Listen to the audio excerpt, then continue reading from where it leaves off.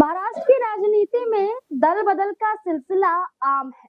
महाराष्ट्र में सत्ता बदलती है और कुर्सी पर चेहरे भी बदलते हैं। महाराष्ट्र में कभी उद्धव गुट में गड़बड़ी नजर आती है तो कभी महायुति में भी एक नाराजगी पनप जाती है। हाल फिलहाल में महाराष्ट्र की राजनीति में महाविकास आघाड़ी के अंदर एक बड़ा विवाद छिड़ गया है कि शरद पवार क्या करेंगे। क्या शरद पवार अब इस गठबंधन को छोड़ देंगे और महायुति के साथ हाथ मिला लेंगे? क्या शरद पवार एकनाथ शिंदे के साथ निकल जाएंगे? क्या भारतीय जनता पार्टी के साथ गठबंधन कर लेंगे? और क्या बीजेपी में मौजूद तमाम दल सहमति जताएंगे या फिर यहाँ अजीत पवार की पार्टी जो एनसीपी है उनकी तरफ से जो एक बड़ा चेहरा उनकी पत्नी सुनेत्रा पवार हैं जो महाराष्ट्र की उप मुख्यमंत्री हैं, क्या वो गठबंधन पर सहमति जताएंगी या फिर भारतीय जनता पार्टी के सामने एक बड़ी चुनौती रख देंगी कि पार्टी का गठबंधन नहीं बल्कि विलय करवाई? अब ऐसे में तमाम सवाल महाराष्ट्र की राजनीति में उठ रहे हैं और सवाल है उनके जवाब जानने जरूरी हो जाते हैं और इसी पर चर्चा करेंगे और जानने की कोशिश करेंगे कि क्या वाकई शरद पवार के ये कदम बागी नजर आ रहे हैं या फिर सिर्फ ये एक मुलाकात भर था। और इस पर चर्चा करने के लिए मेरे साथ मेरे वरिष्ठ सहयोगी अमन जी मौजूद हैं। सर, जैसा कि जानते हैं कि एकनाथ शिंदे के काबिन में शरद पवार पहुंच जाते हैं अपने विधायकों के साथ और बैठक करते हैं और इसके बाद एकनाथ शिंदे उन्हें फूलों का गुलदस्ता देते हैं, शॉल पहनाते हुए नजर आते हैं। इसके बाद माना गया कि ये सिर्फ वहां बैठने के लिए नहीं पहुंचे थे बल्कि इसके पीछे ये मायने निकाले जा रहे हैं कि गठबंधन हो सकता है। लेकिन इसको लेकर दोनों की तरफ से कोई बयान जारी नहीं किया गया है।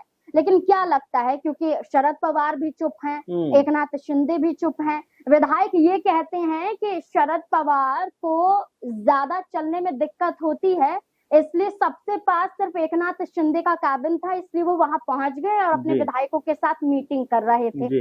लेकिन इस बीच में आप ये देखिए उद्धव ठाकरे की पार्टी से सांसद संजय राउत ये कहते हुए नजर आते हैं जो गद्दार हैं उनके साथ आपका दिखाई देना ये सम्मान पूर्वक नहीं है, ये एक तरह से अपमान है गठबंधन का, आपका और तमाम विपक्षियों का। कैसे देखते हैं? देखिए, पहली बात तो ये है कि जिस तरह से उद्धव ठाकरे गुट के 6-7 जो सांसद हैं वो जो शिंदे गुट में शामिल हुए तो उसकी खींचवी कहने के अंदर है कि उनकी पार्टी एक तरीके से लगभग आधी से भी ज्यादा कम हो गई, क्योंकि 9-8 उनके पास सांसद थे, अब 2 या 3 सांसद बचे हैं। तो जाहिर बात है कि वो मन के अंदर जो गुस्सा है वो यहाँ पर निकल कर आता हुआ नजर आता है। लेकिन साथ में हमें ये भी समझना पड़ेगा कि क्या शरद पवार जो है, जिनको चाणक्य कहा जाता है, महाराष्ट्र राजनीति का एक बड़ा चेहरा रहे हैं, मुख्यमंत्री रहे हैं, तमाम बड़े पदों पर काम किया है, क्या यहाँ पर एक बार फिर उनकी जो एंट्री है वो एनडीए में होती हुई दिखाई पड़ेगी? क्या बीजेपी के साथ में अपनी राह को आगे बढ़ाते हुए दिखाई पड़ेंगे? क्योंकि लगातार खबरें ये भी हैं कि एनसीपी अजीत पवार गुट और एनसीपी शरद पवार गुट का आपस में विलय हो सकता है, क्योंकि ये बातें जब अजीत दादा थे उस वक्त भी लगातार चल रही थी। कई दफा बीते दिनों सुनेत्रा ने देवेंद्र फडणवीस से मुलाकात की और घंटे मीटिंग के तौर पर देखा गया। जाहिर बात है, और इस तमाम बातों को लेकर ये कहा गया कि अजीत दादा खुद चाहते थे कि जो दोनों का गठबंधन है वो विलय है एक तरीके से होता हुआ दिखाई पड़े। लेकिन जब उनके देहांत के बाद, निधन के बाद ये बात जो है थोड़ा ठंडे बस्ते में चलेगी। लेकिन एक बार फिर इसी के ऊपर तमाम तरह की चर्चाएं चल रही हैं, तमाम तरह की बातें चल रही हैं और बातें यहां तक चल रही हैं कि क्या अब एनसीपी फिर एक साथ एकजुट होती हुई दिखाई पड़ेगी? और अगर एनसीपी एकजुट होती है तो इसका सबसे बड़ा घाटा या सबसे बड़ा फायदा किसको होता हुआ दिखाई पड़ेगा? क्योंकि प्रफुल्ल पटेल हो या ऐसे बड़े नेता हो, उनकी नाराजगी भी लगातार बनी हुई थी सुनेत्रा पवार को लेकर, क्योंकि उनको जो एक कार्यकारिणी होती है उसमें उनको शामिल नहीं किया गया था और इस बात को लेकर भी वो नाराज थे। तो क्या उनकी भी नाराजगी को यहाँ पर दूर किया जाएगा? क्या एक साथ आते हुए दिखाई पड़ेंगे? और महत्वपूर्ण और अहम बात क्या हो जाती है कि क्या यहाँ से जो उद्धव ठाकरे गुट है, क्या एक बार फिर सर, जैसे कि शरद पवार और एकनाथ शिंदे की मुलाकात को हमने देखा, इससे पहले बीजेपी के राष्ट्रीय महासचिव विनोद तावड़े और एनसीपी-एस के प्रदेश अध्यक्ष जयंत पाटिल की भी मुलाकात हुई थी। उस मुलाकात को भी एक शिष्टाचार भेंट बता दिया गया, इस मुलाकात को भी शिष्टाचार भेंट बता दिया गया। लेकिन यही कांग्रेस नेता पृथ्वीराज चौहान ये कहते हैं कि पहले से ही शरद पवार की पार्टी के 5 से 6 सांसद संपर्क में है एकनाथ शिंदे की। ये तो अब शरद पवार मुलाकात करते हैं, यानी कि खेल बहुत पहले से ही खेला जा रहा है। राजनीति में हर एक संभावनाओं को कहा जाता है कि शिष्टाचार की मुलाकात थी, यूं ही आ गए थे, भेंट करने के लिए पहुंच गए थे, लेकिन उसके अपने सियासी मायने होते हैं। और यहाँ पर जो बात निकलकर सामने आती है, कम से कम वो तो ये इस तरफ इशारा करती है कि खेल अब से नहीं, बहुत समय पहले से चल रहा था। और राजनीतिक लिहाज से देखा जाए तो देखिए नाज़मीन जी की खेल, इस जो पॉलिटिकल तौर पर खेल रचे जाते हैं, जो भी रणनीति बनाई जाती है, वो एक लंबे समय को देखकर बनाई जाती है और लंबे समय से पूरा मामला चल रहा होता है। एकाएक ये नहीं कि उठ के वहां पर जाकर बैठ गए और इस तरह का अनाउंसमेंट कर दिया। कुछ ऐसा ही यहाँ पर भी नजर आता है कि शरद पवार चूंकि राजनीति के बहुत माहिर खिलाड़ी हैं, राजनीति जो है उन्होंने जिस तरह से महाराष्ट्र में की है, तमाम पदों पर काम किया, मुख्यमंत्री रहे हैं, तो जाहिर बात है कि उनको हर दाव पेच का अंदाजा है। इसी नाते कहा जाता है कि शिंदे से उनका मुलाकात करना, उनके केबिन में बैठना, उनके ऑफिस में बैठना, कहीं ना कहीं ये पहले से ही था कि आपस का जो मिलान है, हो सकता है शिंदे के जरिए होता हुआ दिखाई पड़े कि वो अब एनसीपी जो है एकजुट हो जाए और फिर जाकर वो एनडीए में शामिल हैं ही, तो एनडीए में शरद पवार को हो सकता है कोई बड़ा पद मिलता हुआ दिखाई पड़ जाए। क्योंकि इस बात को लेकर पहले भी चर्चा थी कि क्या शरद पवार अगर एनडीए कुनबे में आते हैं तो फिर उनको क्या कोई बड़ी जिम्मेदारी मिलती हुई दिखाई पड़ेगी। तो हो सकता है कि यहाँ से अगर अब जो सुमित्रा पवार ये बात कहती हैं कि हो सकता है उनके जो अंदाज से ये बात लगती है कि अब जो पार्टी बिखरी हुई थी, यानी दो भागों में बटी हुई थी, अगर अजीत दादा के जाने के बाद अगर पार्टी एकजुट हो जाती है तो इसका लाभ दोनों को ही मिलता हुआ दिखाई पड़ेगा। यहाँ ये भी चर्चा हो रही है कि अक्सर हम देखते हैं कि अगर किसी भी पार्टी को किसी और दल के साथ मिलाना है तो ऑफर भी दिया जाता है। तो ऑफर यहाँ दिया जा रहा है सुप्रिया सुले को लेकर कि बड़ी जिम्मेदारी केंद्र में दी जा सकती है, बड़ी जिम्मेदारी से नवाजा जा सकता है।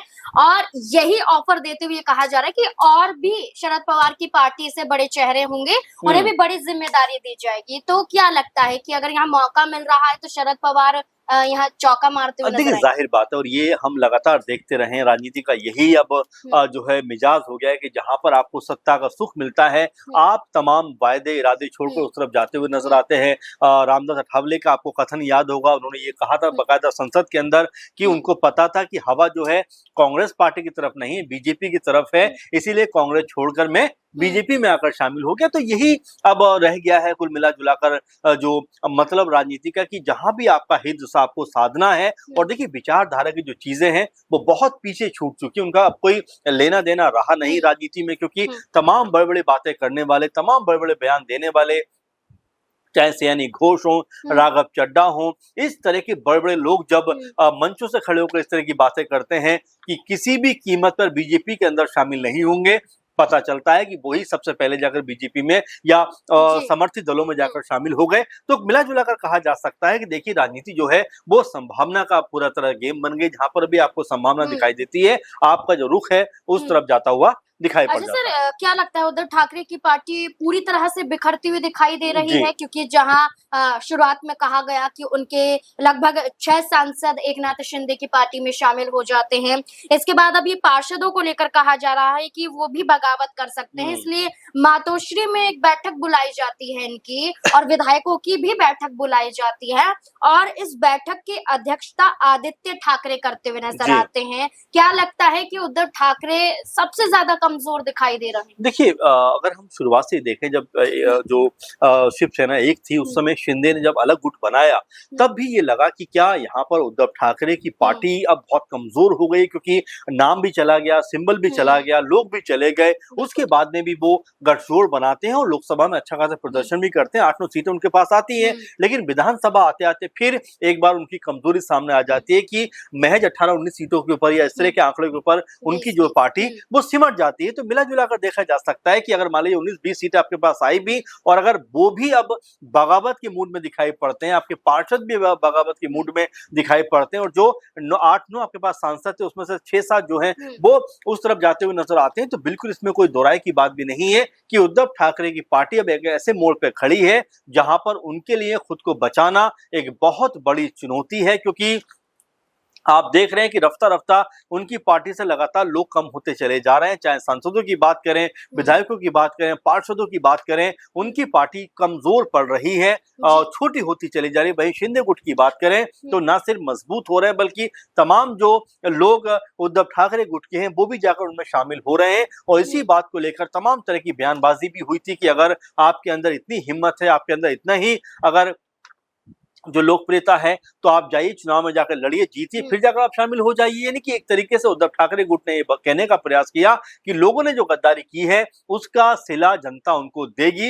लेकिन फिलहाल तो ऐसा लगता है कि उद्धव ठाकरे की जो शिवसेना है यहाँ पर बेहद कमजोर है और इसी को शायद मोर्चा संभालने के लिए, इसी को शायद रोके रखने के लिए अब आदित्य ठाकरे भी सामने आ रहे हैं और लोगों से कम्युनिकेट कर रहे हैं। कितना उनका ये कम्युनिकेशन असर डालता है देखना होगा, लेकिन फिलहाल बिल्कुल इसमें कोई दो राय की बात नहीं है कि उद्धव ठाकरे की जो शिवसेना है वो काफी ज्यादा कमजोर होती हुई दिखाई पड़ रही है। बिल्कुल, उद्धव ठाकरे के बाद अब आदित्य ठाकरे जिम्मेदारियों को उठाते हुए नजर आ रहे हैं और एक बड़ा चेहरा बन रहे हैं अपनी पार्टी के जरिए। लेकिन देखना होगा कि जो बिखराव की खबरें सामने आ रही हैं, जो दल बदल की खबरें सामने आ रही हैं, क्या वाकई ऐसा है? शरद पवार क्या महायुति के साथ हाथ मिलाने वाले हैं? क्या सुनेत्रा पवार की पार्टी, जो अजीत पवार की पार्टी है, क्या उस पार्टी से विलय करने वाले हैं? और क्या होगा महागठबंधन का, यानी कि महाविकास अघाड़ी का? क्या कुछ देखा जाएगा महाराष्ट्र में? तमाम सवाल अभी भी बने हुए हैं। इस मुद्दे को लेकर आपको क्या लगता है? अपनी राय कमेंट सेक्शन में जरूर दें। धन्यवाद।